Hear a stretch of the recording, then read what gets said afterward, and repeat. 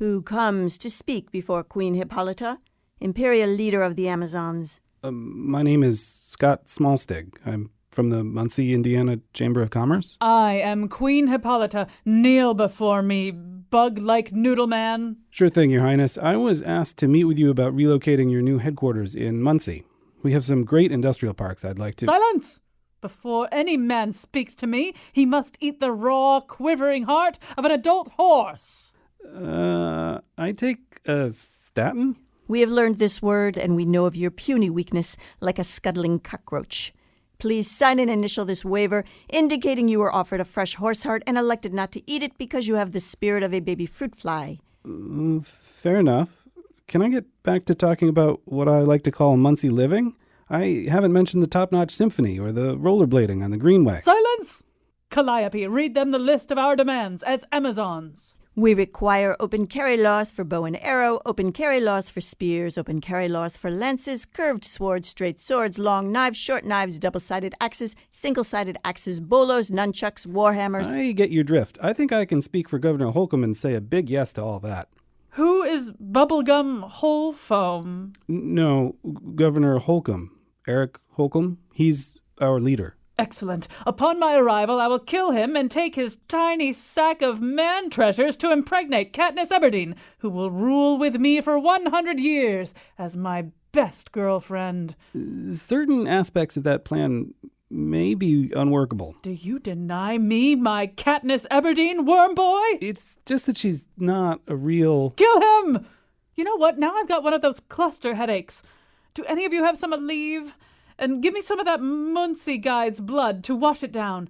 No way we're moving there. In fact, let's stop giving them free 2-day delivery.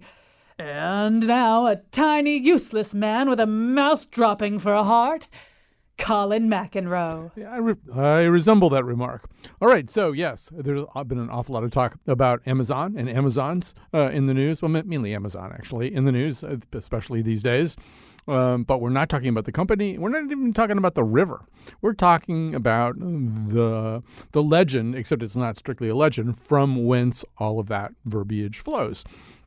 We're going to talk about the Amazon women. We're going to talk about what they were in legend and then what we know of them in reality, because, yes, there is a reality. And then towards the end, we'll talk a little bit about how they manifest themselves in modern culture. There's obviously one very prominent example. Anyway, let me tell you who's going to be doing the talking. Joining us from KPBS Studios in San Diego is Walter Penrose Jr., Associate Professor of History at San Diego State University and the author of Post-Colonial Amazons, Female Masculinity and Courage in Ancient Greek and Sanskrit Thought. And joining us by phone, Adrienne Mayer, folklorist, science historian, and research scholar at Stanford University. She's the author of The Amazons, Lives and Legends of Warrior Women Across the Ancient World. So I want to begin with the legend and then move towards the historical reality. Adrienne Mayer, maybe you can kick this thing off for us. Before we get to that historical reality, what was, in the ancient world, the legend of the Amazons? Well, the Amazons in Greek myth and oral stories, Amazons were fierce warrior women dwelling in exotic eastern lands around the Black Sea and beyond, all the way across Asia, a mysterious land to the Greeks. They were the mythic arch enemies of the ancient Greeks, the greatest heroes of Greek myth, Heracles, Theseus, Achilles. Every one of them had to prove their courage by a battle with Amazons, or actually a duel with an Amazon queen. It's interesting, we have the names of all the Amazon queens, Hippolyta, Antiope, Penthesilea, but we also have the names of more than 200 ancient Amazons from antiquity. That shows just how popular those stories were. And Amazons played an important role in the legendary Trojan War. They fought as allies of the Trojans, so they killed a lot of Greeks there. That's where Achilles and Penthesilea had their duel. Penthesilea lost. The city of Athens itself, they believed that their first citizens, that their founders, had been victorious over a powerful Amazon army that had actually invaded Greece. That's a tale from the golden age of myth, but they believed in it. every man, woman, boy, and girl knew Amazon stories by heart. And, of course, they were just wildly popular in ancient Greek artworks, sculpture, paintings, and figures on pottery. I want to come back to that whole idea of everybody knowing about it. But Walter Penrose, I want to get you to emphasize something that Adrienne is also talking about, which is that unlike a lot of foes who might be depicted in legend, my sense is that the Greek legends about the Amazons were, for the most part, admiring, right? It was they weren't disgusting, depraved, debauched, inferior. If anything, they were superior. Yes, the Amazons were considered to be valiant foes by the Greeks. I think the Greeks were fascinated with the Amazons. And the Amazons, however, did in Greek legend feminize the men that lived in the areas where the Amazons lived. So that would be, in the area of ancient Turkey, along the coast of the Black Sea. And so the Amazons were considered to be faster, better, and smarter than men by the ancient orator Lysias. They harnessed the use of iron. He said they were the first to do so, and that was how they defeated their enemies. Also, they were more ingenious, and so what happened is that the Amazons did, as Adrienne said, eventually march on Athens and were defeated by the Greeks, right? But the Greeks were the only men, according to the story, who were valiant enough to defeat these women. And there's even one version of the legend preserved by Plutarch in which the Athenians can't defeat the Amazons. They have to sign a truce with them, and then the Amazons go home. Walter, maybe a hint, and I don't want to get into the historical reality yet, but a hint that maybe some of this is informed by historical reality is that in some of the legends, when the Amazons attack Athens, they have Scythians at their side, right? That's correct. And without getting into the historical basis, the Greeks also preserved legends that the Scythians were the first to harness the use of iron weapons, right? And to smelt iron and make weapons from that. And if we compare the legends of the Amazons to the legends of the Scythians, just those preserved in Greek folklore, the Amazons do the same things as the Scythians. As I said it in my book, there are parallel narratives. So the Amazons, harness the use of iron, they conquer great swaths of territory, and the Scythians do the same thing. All right, so remember those Scythians. We're going to be coming back to them. Adrienne, I want you to maybe elaborate a little bit more on, you see the ancient Greeks, they wouldn't have regarded the Amazons at all as a legend, right? They wouldn't have regarded them as part of, their historical heritage. They certainly believed the myth about Amazons invading Athens. I mean, they portrayed that glorious moment in their remote past that was depicted on the Acropolis, on the great metopes on the Acropolis, so that everyone could see the images of Greek warriors fighting these war-loving Amazons who were the equals of men in courage and skill. They also Amazon battles decorated the great shield of Athena inside the Parthenon, and there were public paintings of Amazons fighting Greek warriors.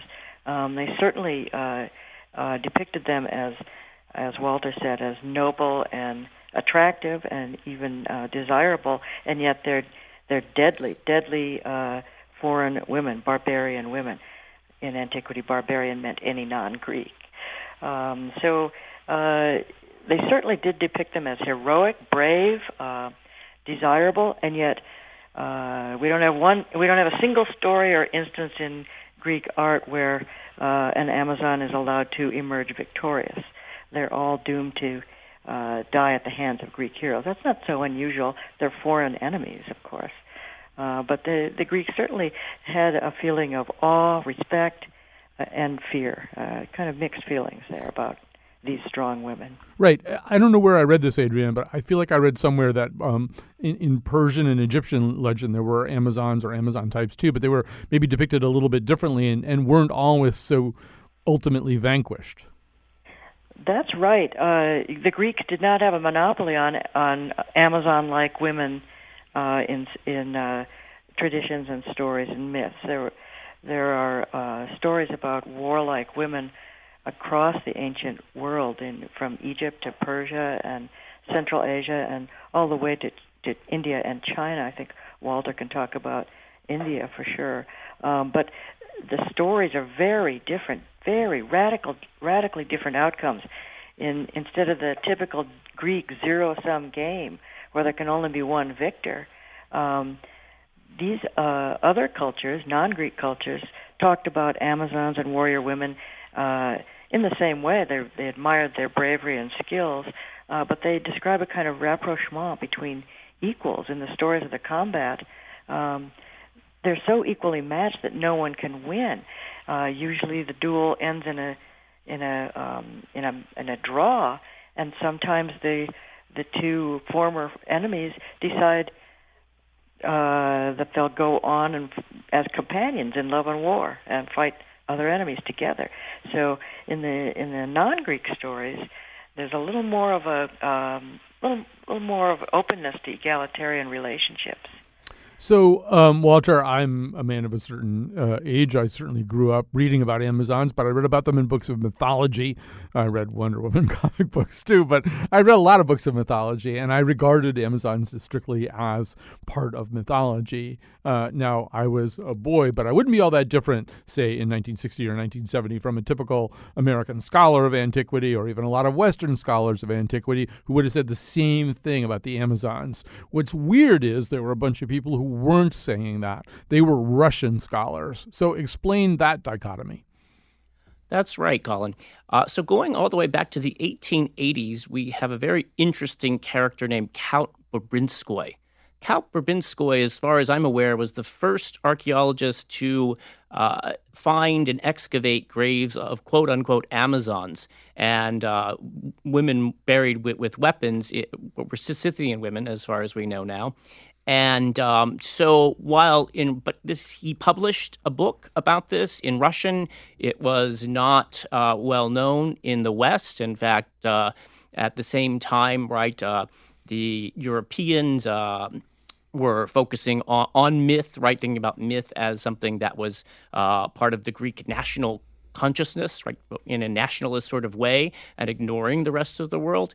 And so what happened is that many skeletons that were found with weapons were just assumed to be males, even in Russia.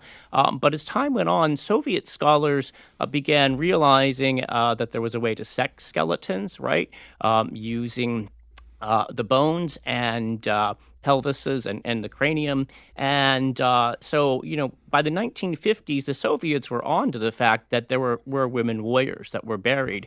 And some of the excavations that were done have been reassessed. And we now know that there were considerable numbers of women warriors among the Scythians and Sarmatians, something like 20 to 37%, given the excavation site. And so while the Russians and the Soviets after them were busy digging up graves of Amazons, right? And what they called Amazons. In the West, scholars were denying that the Amazons ever existed. Particularly in the 1980s, there was a real pushback against feminism, right, and the women's lib movement. And scholars, particularly in the fields of classics, argued that the Amazons were an imagined other, that the Greeks had developed this idea of the Amazons in their head to define their own norms through inversion, through an opposite. So, but then, okay, let's turn the dial way, way back to Herodotus. So Herodotus is writing histories of the ancient world as a member of the ancient world, but he's got kind of a vivid imagination. He's a little bit of a gossip in some ways, but I mean, he's got them, right? He's got a story of Amazons. What is the history of Amazons per Herodotus? Well, it's interesting that Herodotus was, even in antiquity, sometimes considered to be a writer who exaggerated things or maybe repeated travelers' tales. But archaeology over the past few decades is proving Herodotus right in many of his statements, especially about Scythians. The excavations of Scythian kurgans or grave mounds are showing that he had a lot of details right. And it's interesting, while Walter says that, points out that the Soviets were already on the idea that there really were warrior women among the Scythians because of the graves they were finding. It's interesting that Herodotus, Strabo, Diodorus, and even Plato and other ancient writers were describing real women among the nomadic tribes of Scythians who were living the lives exactly like mythic Amazons, but on the steppes of Eurasia. So these ancient writers they had no doubt that Amazons really existed because they were describing the lives of these warlike women who rode to war alongside the men, went hunting, rode horses, were skilled with bow and arrow, just as deadly as the men. So even in antiquity, historians were writing about warrior women among the Scythian tribes who matched the descriptions of Amazons in myth. So, and Adrian, Herodotus, he has a story that may or may not be true. He doesn't start them out there in the steppes. He starts them out, I think, in Turkey, right? And it's like a version of the Amistad story or something. Don't they get captured and put on some boats that they take over? He sort of uses as a push-off point. This is a story that he said that he learned while interviewing people along the Black Sea, around the Black Sea. The Greeks had started trade with Scythians who lived around the Black Sea area, and from these people who were semi-settled, Herodotus actually learned about stories of other Scythians who lived further away beyond the Black Sea. And one of the stories that Herodotus tells is really, it's a charming love story. It's supposedly the origin of a tribe called the Sarmatians, who were one of the large groups of Scythians. He says that he uses as the starting point a mythic story that Greeks had attacked and captured some Amazons from the southern coast, as you said, southern coast of the Black Sea. That would be northeast Turkey, and put them on their ships. But the women somehow got a hold of their weapons, rushed the Greek sailors, overcame them, killed them all, and now they're stuck on a boat in the Black Sea. They're horsewomen. They are not sailors, so they're just blown about. They don't know how to sail, and they end up in the northern shores of the Black Sea, where other Scythian tribes live. They come ashore, they find some horses, they have their weapons, and now they take up their old life there and begin attacking the tribes of Scythians that live around there. And those Scythians send out a group of young men to track these women. They think that they'll make fine wives. So the Herodotus gives all the details of how they don't even speak the same language really, but they're able to communicate enough to start meeting romantically in the woods, and they finally decide, hey, let's run away together. They do. They run north of the Black Sea and form their own tribe, and the Amazon women say, of course, we will be raising our boys and girls exactly alike. We believe in egalitarian lives, and these men agree, and they become a very famous, notorious tribe of the Sarmatians. And this is a story from Herodotus. Herodotus did not make up the story. It may be a foundation story, but he heard it from people who lived around the Black Sea area. It's a very interesting story because it emphasizes the egalitarian nature of Scythian life. And that just makes sense for tribes that are living in such a harsh and rugged landscape and at constant war. It just makes sense to raise your boys and girls alike. They dress alike. They all learn to ride horses. They can all handle a bow and arrow. They can hunt. They can defend the tribe. It just makes sense. Right. So let's take just a moment or two before we go to break to talk a little bit more about what these Scythians are like. As I read about these Scythians and a possible subset of them, maybe these Sarmatians, I don't know if either of you guests either watch or read Game of Thrones, but they sound an awful lot like the Dothraki in Game of Thrones. They're really horse-based. They're nomadic. Maybe unlike the Dothraki nomadic tribes, particularly in an area like that, resources are kind of scarce. You got to become incredibly tough in order to exploit all those resources successfully without any kind of agrarian society. So, but Walter, there's other things about the Scythians that once again seem like they might have flowed from the pen of some fantasy writer. Among other things, they used cannabis, right? Yes, that's correct. Herodotus tells us that after a funeral, right, they would put cannabis on hot coals, and they had a tent, right, that they would then sort of get into the tent, and so the vapors would fill up the tent, and then they would cure their grief with the cannabis and then howl with joy. And archaeology has confirmed that Scythians did use cannabis. We find residue in paraphernalia, and so this is actually something that is not a tall tale, and is something that is true.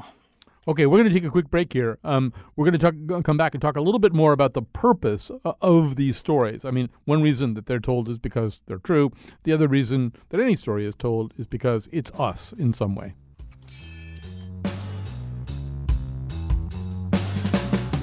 Beware, beware, they're on their way, the Amazons.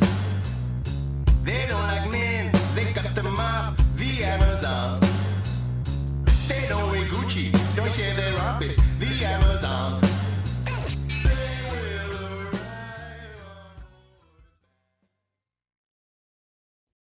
Welcome back. This is a show about Amazons, the actual Amazons. I should say, last week we did a show about women in pants, and this show is an outgrowth of that because, in fact, one of the things that Josh Nalea, who's the episode producer on both of these shows, discovered in the Women in Pants show is that these Amazons, who A, existed, to our surprise, and B, kind of wore pants or shorts or jorts or something. And the carryover, maybe the through line between all those things is that there's an early Katharine Hepburn movie called The Warrior's Husband, I think it's called.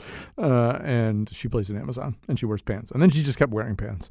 All right, so we have the two foremost scholars about the Amazons, as far as we can tell. Walter Penrose Jr., Associate Professor of History at San Diego State University, author of Post-Colonial Amazons, Female Masculinity and Courage in Ancient Greek and Sanskrit Thought, and Adrienne Mayer, folklorist, science historian, and research scholar at Stanford University, the author of The Amazons, Lives and Legends of Warrior Women Across the Ancient World.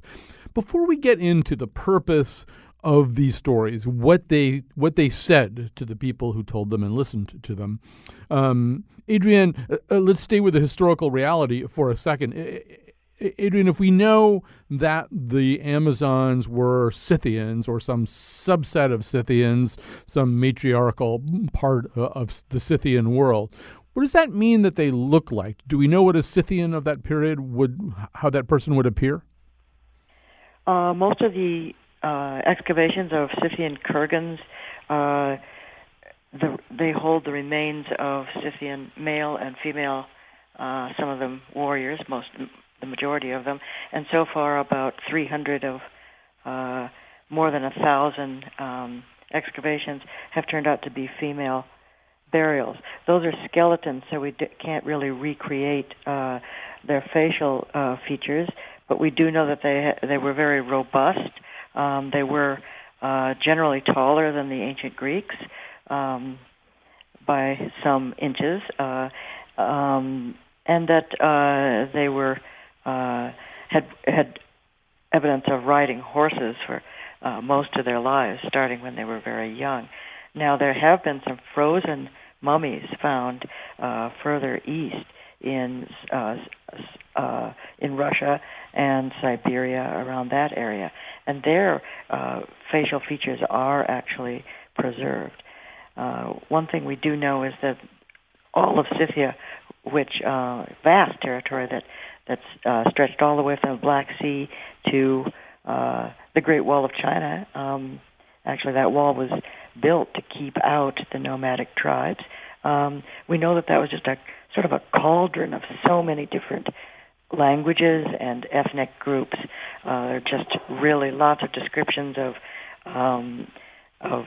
what Scythians looked like from Roman, Greek, and Chinese chronicles, saying that they had dark hair, dark eyes, light hair, green and blue eyes, very diverse group of people. All right. So now, with all that in mind, the mythology, Walter Penrose, the mythology that I grew up reading, wasn't just about this matriarchal society of warrior women, or even a society of warrior women in which there really didn't seem to be any men at all, and women who burned one breast off so they could draw the bow better. And there's all that stuff. But there's also this sense of real antipathy towards men that seemed to be part of at least the Amazon legend that I grew up with. Was that part of the legend that the Greeks would have known at the time? Yes, I mean, we find various manifestations of this aspect of the legend. Aeschylus, for example, tells us that the Amazons were man-hating and man-less, right? A statement that might liken them to, say, the ancient equivalent of lesbians, perhaps, right? But in other versions of the myth, we are told that they were man-loving, yet male infant-killing. And so I think that's the version that was preserved by Hellanicus in a fragment. And that, I think, we have to understand as meaning that they did, have sex with men, but then they killed the, male infants, and they raised the female infants. And so, so these stories we can't confirm or deny, but yes, I think the Greeks thought that any society perhaps where women had equality with men was perhaps foreign to the Athenians in particular. And so I think when they thought about warrior women, perhaps they kind of made up these stories in their mind because they were threatened. That's one possibility. All right. I want to come back to some of these stories about who they copulated with and why, but we'll come to that in a second. But Adrian, one idea that you've posited is that the Amazon myths somehow or other illustrate a conflict in the Greek psyche, and a yearning at some level, if only a mythic level, for some kind of gender equality. Can you talk about that? Well, as I mentioned earlier, everyone was aware of Amazons, and everyone knew the stories of Amazons, and they in Greece, and they saw pictures of Amazons over and over in the stories. We hear that Amazons are sort of doomed to die. There's no Amazon that dies of old age. They always die in battle. Well, that's exactly what a Greek warrior hopes for, to die in face-to-face battle. So right there we can see the respect and awe that the Greeks had for them. Now, when the Greeks found out about Scythians, and they learned more and more about their relatively egalitarian society, they were amazed and as Walter said, probably threatened by that idea, because they kept their women fairly constricted indoors. They lived indoors. They were doing household chores, weaving, and caring for children. Nothing like the life of Amazon women or real Scythian women. Now, some scholars have said that the Amazon stories, with all these gruesome details that you were just mentioning, perhaps that was propaganda to discourage Greek women from wanting to be like Amazons. And yet even that is undermined by the fact that a lot of the images of audacious, bold, courageous Amazons appears on pottery that was used exclusively by women. So women had pictures of Amazons on their perfume jars, on their jewelry boxes, on various other pieces of pottery that they alone used, that men didn't use. So there's even some evidence that little girls played with Amazon dolls. That if you go to the Louvre, you can see a few of them in their collection. They're terracotta dolls with movable arms and legs, just like an ancient Barbie doll, but it's an Amazon wearing a helmet and carrying weapons, and some of them you could even dress in different costumes. Now, this doesn't sound like propaganda against being like an Amazon. So there's something going on there in gender relations in ancient Greece that we just have to say it's a mystery to us. Adrian, this story so imbued Greek society in all the ways that you just talked about, all this sort of Amazonalia that one could own and one could see all the time. And my sense also is that there was an almost reality show like fascination with Amazon sex too. Like what were, I mean, we talked about maybe with Walter how maybe they conceived children and who they conceived them with and what they did with the male children that they didn't want. I kind of like the Strabo version where they just gave them back to the guys. Here, you take the male children. We don't want those. But there was also just sort of like, well, I mean, who do they really like having sex with? So what did the Greeks think about that? Well, the Greeks were not shy about talking about homosexuality at all. We all know that, both male and female homosexuality. So I think if they assumed that the mythic Amazons or Scythian women were lesbians or bisexual, they might have mentioned that. But there's not one ancient Greek author that mentions those kind of sexual relations among Amazons or Scythian women. So we don't know. I mean, it's entirely possible. We just don't have evidence. But this, the idea that they gave away the male children after meeting on a seasonal basis with other tribes to have feasts and parties and have sex and go home pregnant, that actually has a ring of truth. We know from comparative anthropology that did happen among Scythian tribes. It just makes a lot of sense. It's logical, and even the idea that they gave the boys to the other tribe, that seems to reflect a custom of fosterage. It's a way of making alliances, a way of cementing alliances, and they actually did practice that. In fact, medieval Europe practiced that too. You can find fosterage of boys being sent to live with other allies as a way of sort of ensuring that you'll remain allies. That happened in Wales and Northern Europe too. As we're talking about this, Walter, a few minutes ago, I engaged in an act of Amazon stereotyping and false stereotyping at that. I mentioned the legends that I grew up with of the women who cut off one breast or burned off one breast so that they could draw the bow better. Although, as Adrian suggests, skeletons of Scythian Amazons suggests maybe some bow-leggedness from horseback riding. They don't suggest anything like this draw the bow better breast story, right? No, they don't. So one thought I have about the term Amazon, which does mean without a breast, is that this might be a way that the Greeks referred to these women as masculine, right? Because in ancient Greece, there was particularly in Athens, there was a strong division of labor, right? Where men were in the public sphere, they made war, women lived in the domestic sphere, taking care of the household of children, sewing and weaving. And so what I think the term Amazon may refer to is masculinity in women.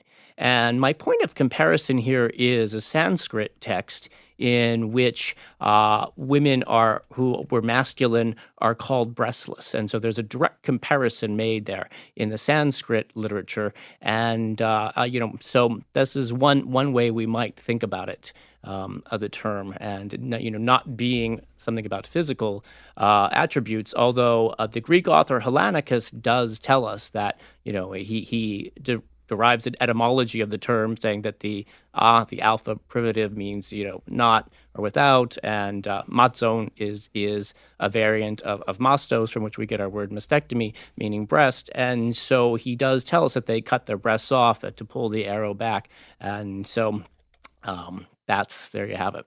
All right, we're going to be taking a break pretty soon and maybe talking a little bit more about modern depictions of Amazons. But Adrian, before we do that, one thing that I discovered through preparation for this show and through reading about you is there's an Amazon Facebook group that's for ancient and modern Amazons. There's several people who are regular listeners to this show and even friends of the show who are members of that group. But I found myself wondering whether there are sort of Amazon reenactors. I mean, there are reenactors of everything else. There's people who dress up and act like Vikings and reenactors of every imaginable war. Are there, have you, Adrian, come in contact with people who dress up or outfit themselves as Amazons? Absolutely. There are several groups of very skilled horsewomen who practice horseback archery, and they can recreate all the skills that the Scythians were famous for. One of them was the Parthian shot, where you can actually be galloping away, riding a horse bareback, and shooting your arrow at people chasing you or at targets behind you. That was much dreaded by any cultures that had to fight the Scythians. And these women, I know there are groups in Washington State, in Oregon, in Texas, and in California. They're also in Iran, Japan, Hungary, various places around the world. And many of them are members of my Facebook group. Yeah, it's a great group. So, Adrian Mayer, thank you so much, folklorist, science historian, and a research scholar at Stanford University, author of The Amazons, Lives and Legends of Warrior Women Across the Ancient World. We've got one more segment to go here. We'll get to that in just a second, so stay with us.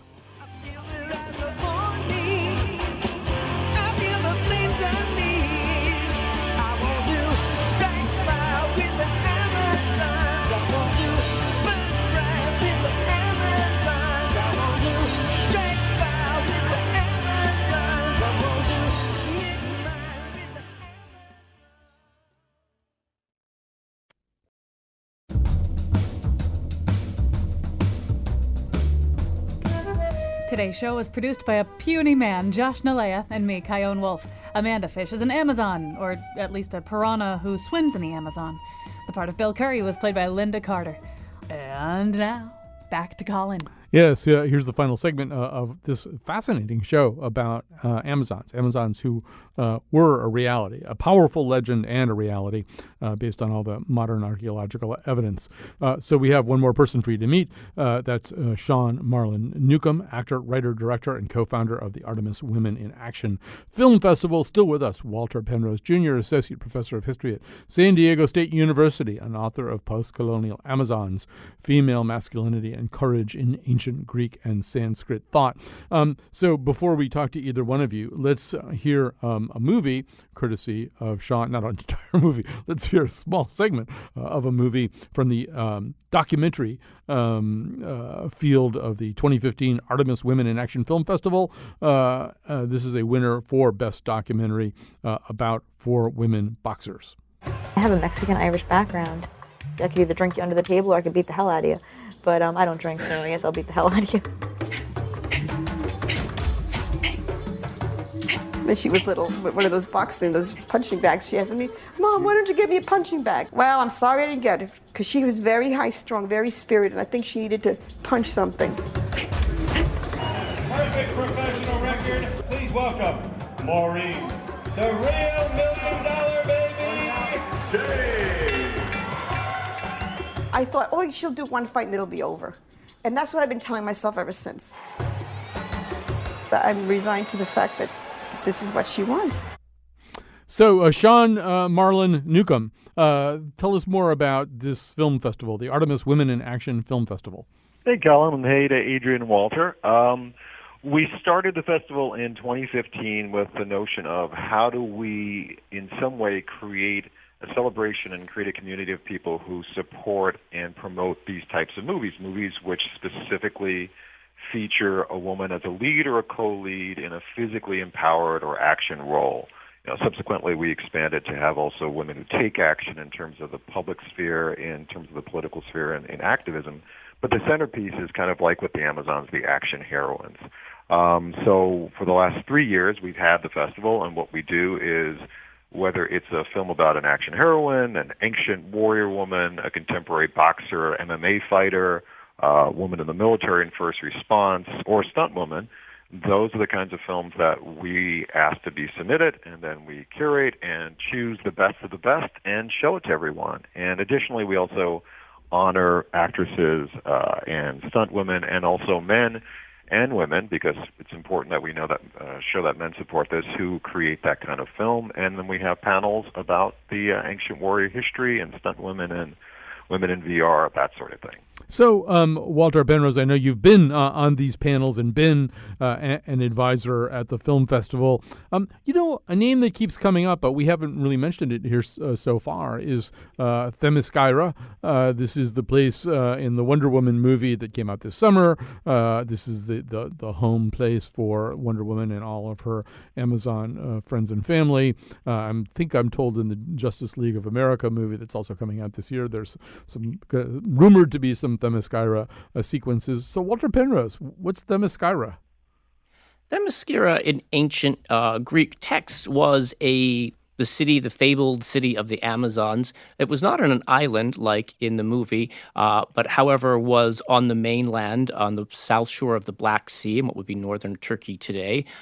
It was a city where Amazons and only Amazons lived, and it is an area that we find it of interest, right? It's the one area where we don't, or have not yet, I should say, found burials of warrior women, but hopefully that will come, because in most of the other areas associated with Amazons, particularly around the Black Sea, the Caucasus Mountains, for example, Scythia, Sarmatia, burials of warrior women have been found.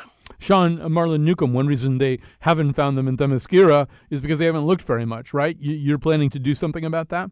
Yeah, I'd actually, and both Walter and Adrian are the inspiration for that, for having read their books and having seen it noted that no one has really, that we know of, has gone and tried to find whether there is anything there, anything that we could see that would perhaps prove some of the stories. I mean, the things I found compelling in both Walter and Adrian's books, the fact that it's not just that the Greeks identified these tribes, but also that the Persians and the Chinese and the Indians also identified these tribes, and often identified them in that location around the Black Sea area.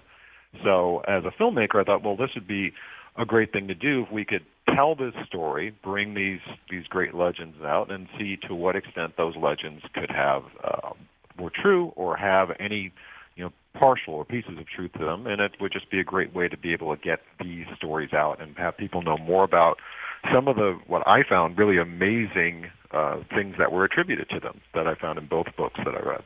It does seem, Sean, that as archaeology marches on, and maybe, I mean, Walter made the interesting point earlier that a lot of times, maybe in the late 19th century, early 20th century, people would find skeletons of warriors and just assume they had to be men, right? They were warriors. And that was before they started sexing skeletons, as Walter said. But now, with people's antennae up a little bit, they're maybe more likely to look for this kind of thing. I mean, wasn't there recently a Viking find? Yeah. Talk about that. Just saw that. Just read that, and I'm sure Walter and Adrian could give a much more detail about this. But the find was the bones had been found earlier, I believe, in the late 19th century, and it was clear from the burial that this was a high-status Viking warrior. And it was assumed, as it's always assumed, that, okay, I find bones, some weapons, some shields, that's a dude. So we're just going to assume it's a guy. But of course, now in modern times, where you can do a lot more you can do more DNA testing and sexing of the bones, it was realized that this was actually a woman. And so this great Viking warrior of high status was actually female. And a lot of the stuff that's happened in the last 30 years has shown that, we had a woman who came to our festival who I just think is amazing, and she passed away just before our last festival, Janine Davis Kimball, and she did a lot of research into the Scythian and Sarmatian warrior women, and finding and showing that a lot of these bones were actually the bones of women warriors, not simply male warriors, because you found weapons. So that's a lot of the reason why, now there also seems to be something in the zeitgeist there. Okay, we're now aware, like you say, our antennae are up about this. So it's a good time to go and see what more we can find. And frankly, if any of these, if there's any truth to some of those stories and those legends, the voices of these women should be heard. And so it's up to us to bring those voices and make them heard.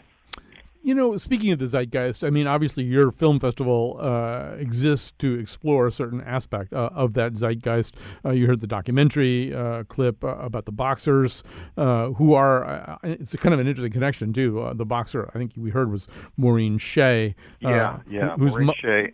Jill Morley, by the way, is the director of that. She's an amazing director. And she was Hilary Swank's sparring partner to get ready for $1 Million Baby, which I suppose you could sort of throw in there. But it feels like, that whole question of can you have a woman action hero who is no more sexualized than maybe a typical male action hero? But it does feel like in the Alien movies, particularly Sigourney Weaver putting on that big container mover exoskeleton and kicking ass. And then Linda Hamilton, especially in the second Terminator movie, where she's got these really pumped up guns. I mean, not guns that you shoot, but guns on your arms. Yeah, exactly. That there's the beginning of that, right?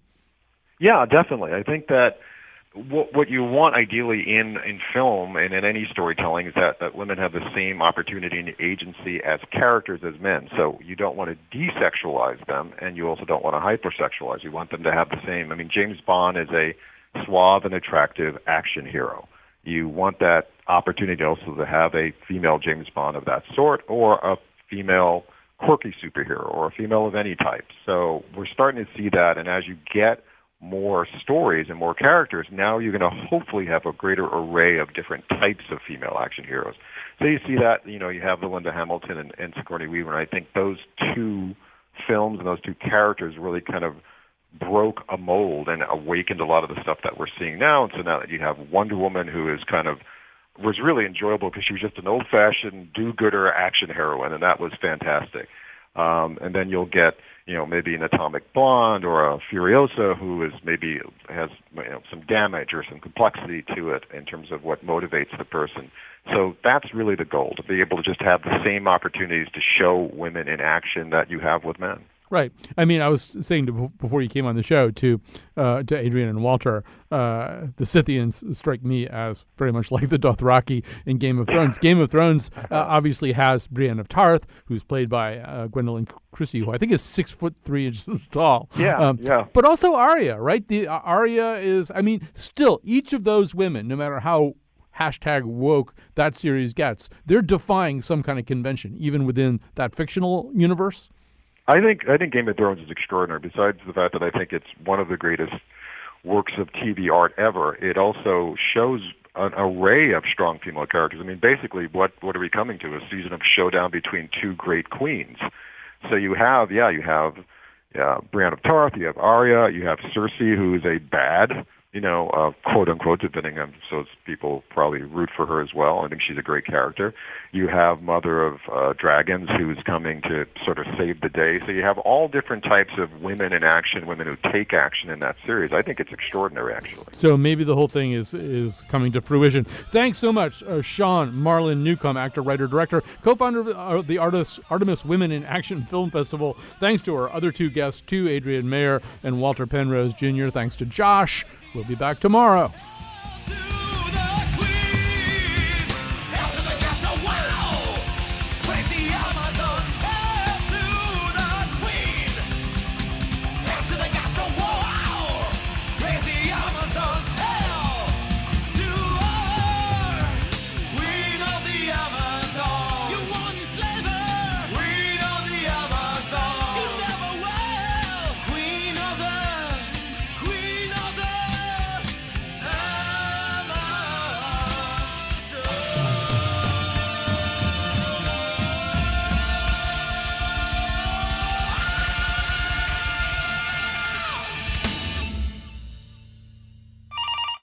Queen Hippolyta, Lord of the Amazons. To whom am I speaking? I bought a Samsung S7 Edge from you on August 25th, but it was not in good condition. So I emailed your customer service, and they were so rude. And did you know that people who purchased that item also purchased the arrow you shoot through the phone and kill an idiot with?